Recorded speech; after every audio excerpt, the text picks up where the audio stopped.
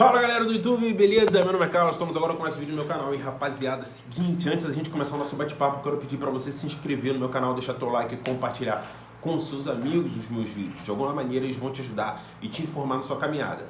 Nesse quadro, esse vídeo é voltado para a parte de geopolítica, que é muito interessante para você que quer ser militar, você que quer vestir a farda, você ter um pouco de noção do que está acontecendo no mundo. Então, assista esse vídeo até o final para que possa valer a pena todo esse trabalho que a gente fez para que você tenha mais informações. E, né, como a gente sabe, o que está no auge hoje na parte conflitual do mundo é a parte da guerra da Ucrânia, né?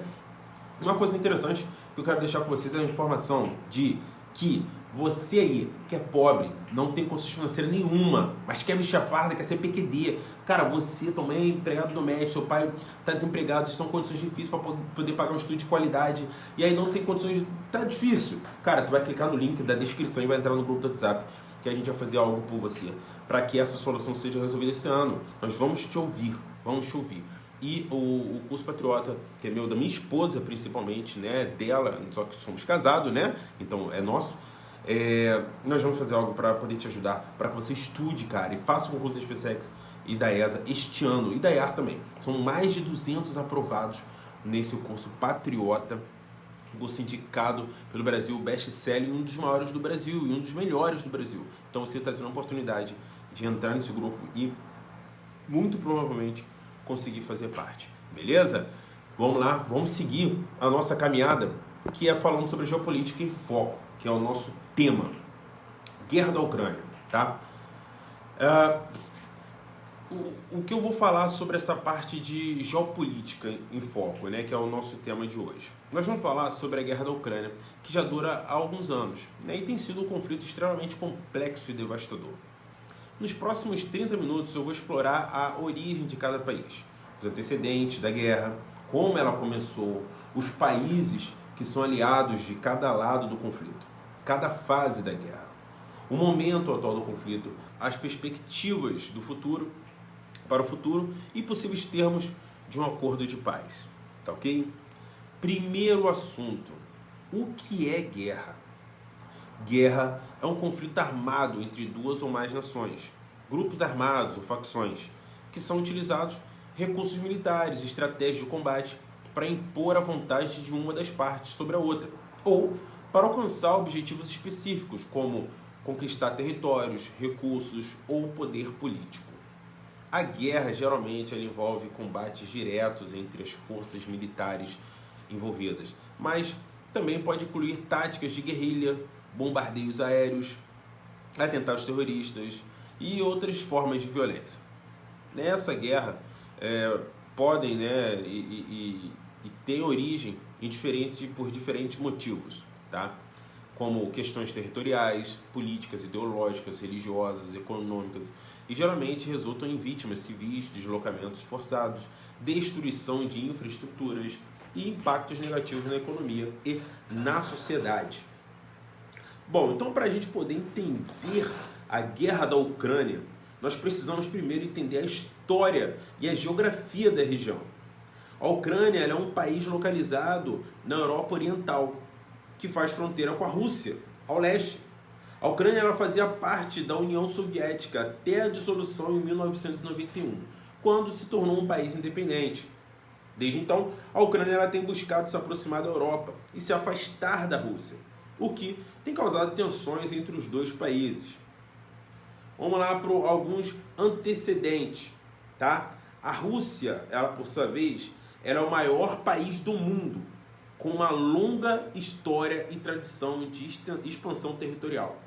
A Rússia, ela vê a Ucrânia como parte da sua esfera de influência e teme, né, que a aproximação da Ucrânia da Europa possa enfraquecer sua própria posição na região. Os antecedentes da guerra da Ucrânia remontam em 2014, quando o presidente ucraniano Viktor Yanukovych, eu não sei o nome dele, foi deposto em um golpe de Estado. Tá? A Rússia ela viu isso como uma ameaça à sua própria segurança e anexou a península da Crimeia, que antes fazia parte da Ucrânia. Isso foi seguido por um conflito armado no leste da Ucrânia, onde separatistas pró-russos declararam a independência das regiões de Donetsk e Luhansk, tá? Começo do conflito. Como começou esse conflito? A guerra da Ucrânia, ela começou em 2014, quando as forças ucranianas tentaram retomar o controle das regiões separatistas pró-russa de Donetsk e Luhansk.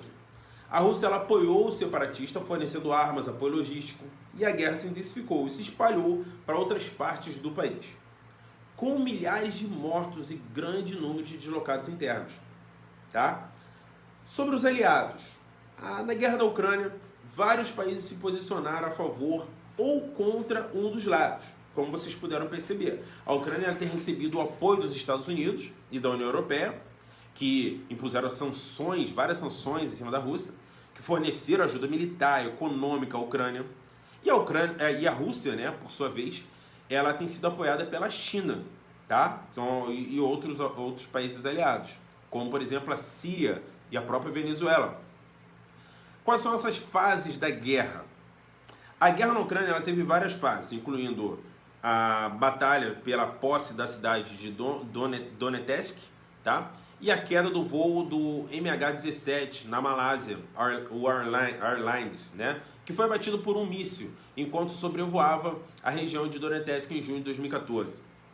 As fases mais recentes da guerra têm sido marcadas por acordos de cessar-fogo e negociações de paz, mas a situação ela permanece muito tensa e muito instável. Atualmente, a guerra na Ucrânia ela continua em andamento, com esporádicos confrontos entre as forças ucranianas e separatistas pró-russos. Além disso, a situação humanitária na região é alarmante, com mais de 10 mil mortos e cerca de 2 milhões de pessoas deslocadas. As perspectivas que a gente tem para esse futuro da guerra da Ucrânia elas são muito incertas, tá? O governo ucraniano ele tem buscado uma solução diplomática para o conflito, mas a Rússia ela tem sido resistente às negociações. Além disso, a Ucrânia ela enfrenta desafios internos, como a corrupção e a instabilidade política, que dificulta a resolução do conflito. Outra questão importante é o papel dos países vizinhos na região. A Ucrânia ela tem recebido apoio de seus vizinhos ocidentais, como a Polônia, a Romênia, enquanto a Rússia ela tem se aproximado de seus vizinhos orientais, como a Bielorrússia e o Cazaquistão. Isso tem levado a uma polarização na região, com países tomando partido na guerra da Ucrânia. Vamos resumir aqui, galera. A guerra da Ucrânia é um conflito complexo e de longa duração e tem afetado profundamente a região. A origem do conflito ela remonta à busca da Ucrânia por se afastar da Rússia e se aproximar da Europa, o que gerou tensões entre os dois países. A guerra começou em 2014, grava isso, e teve várias fases, como a Ucrânia recebeu o apoio dos Estados Unidos e da União Europeia, tá? Enquanto a Rússia ela foi apoiada por países aliados, como a China e a Síria. E aí você vê outros países também, né, como a própria Venezuela. A situação atual ela é tensa, ela é instável. Então os desafios internos e externos eles dificultam a resolução ali do conflito. As perspectivas para o futuro são incertas, mas a solução diplomática ela é crucial para se chegar a uma paz duradoura na região. Podemos dizer que a guerra da Ucrânia é uma guerra fria 2.0? Tem uma galera que pergunta para isso, isso aí é uma outra guerra fria, né? Bom, a guerra da Ucrânia ela tem sido frequentemente comparada com a Guerra Fria devido ao envolvimento de potências estrangeiras e a polarização da região. Só que a importância é importante, né, destacar que há diferenças, né, significativas entre essas duas situações. Por exemplo, na Guerra Fria havia o confronto direto entre as superpotências Estados Unidos e União Soviética, com cada lado tentando expandir a sua influência em todo o mundo. Já a guerra da Ucrânia, embora haja envolvimento significativo da Rússia, não há um confronto direto com os Estados Unidos ou com outras potências ocidentais. Além disso, a guerra da Ucrânia é mais localizada, ela envolve principalmente a Ucrânia e seus países vizinhos. Já a Guerra Fria, por sua vez, ela envolveu muitos países em todo o mundo, com conflitos em várias regiões. Portanto, logo, embora a guerra da Ucrânia apresente várias semelhanças com a Guerra Fria, ela é uma situação única e complexa, com suas próprias características e desafios. Bom, outras perguntas que surgem, né? Tipo, existe risco da guerra da Ucrânia provocar uma terceira guerra mundial? Embora a guerra da Ucrânia seja uma situação complexa e perigosa, é improvável que ela leve diretamente a uma terceira guerra mundial, ao meu ver. Existem vários motivos para isso, tá? Primeiro, os líderes mundiais reconhecem os riscos de uma guerra em larga escala, e têm trabalhado para manter a paz e a estabilidade na região. Além disso, muitos países têm relações comerciais e diplomáticas importantes uns com os outros, né? O que torna a guerra uma opção ainda menos atraente, tá? Um outro ponto que eu julgo interessante, segundo lugar, que é a Ucrânia não é um país tão estratégico ou importante como era a Europa Oriental durante a Guerra Fria. Embora a região seja importante, especialmente para a Rússia, há outros conflitos ao redor do mundo que são mais perigosos e mais propensos a provocar uma escala global. Logo, né, os mecanismos de cooperação internacional e as instituições multilaterais, como a Organização das Nações Unidas, que é a ONU, foram criados justamente para ajudar a resolver conflitos pacificamente. Embora essas instituições elas não sejam perfeitas e tenham limitações, elas ainda oferecem uma via para a resolução pacífica dos conflitos internacionais. Entretanto, é importante notar que a escala do conflito na Ucrânia pode ter consequências imprevisíveis e perigosas. Bom, a situação atual exige um esforço concentrado para alcançar uma solução pacífica e sustentável para o conflito. Bom, galera, tem outras perguntas que surgem para mim que é tipo, por que a Ucrânia tem se afastado tanto, né? Por que a Ucrânia ela tem se arrastado tanto, né? E não havendo previsão do seu fim. A guerra da Ucrânia ela tem se arrastado por vários motivos complexos, ok? E a ausência de uma solução iminente é uma consequência desses fatores. Um dos principais motivos é a polarização política e étnica dentro da Ucrânia, que se intensificou após a Revolução Ucraniana em 2014. A Ucrânia é um país dividido entre o Oeste e tende a ter mais afinidade com a União Europeia e com os valores ocidentais. E o Leste, que tende a ser mais alinhado com a Rússia, com os valores do antigo bloco soviético. Então, essa divisão política e étnica, ela alimentou as tensões e dificultou a resolução do conflito. Outro fator importante é o envolvimento das potências estrangeiras, então, especialmente a Rússia, tá? Que tem apoiado os separatistas pró-russos na região de Donbas, né? Donbás, falam, né? A Rússia ela tem uma influência significativa na região devido às suas relações históricas, culturais e linguísticas com a Ucrânia. Vamos lá. A própria Rússia ela tem usado, né, a sua posição para proteger seus interesses políticos. O envolvimento da Rússia torna a resolução do conflito mais difícil, pois o país tem um poder de veto em várias negociações de paz. Então, além disso, a guerra tem sido marcada por uma escalada de violência e por vários acordos de paz que foram descumpridos. A falta de cumprimento desses acordos por ambas as partes minou a confiança e tornou difícil acreditar em uma solução negociada. Então, há também uma questão de presença de grupos extremistas na região, né, que operam uma agenda própria e podem sabotar qualquer esforço de paz. Bom, a crise humanitária e as consequências econômicas do conflito têm causado sofrimento e instabilidade na região. A crise humanitária é particularmente grave, né, com milhares de mortes. E deslocamento de pessoas, ainda a falta de acesso a alimentos, água e serviços básicos.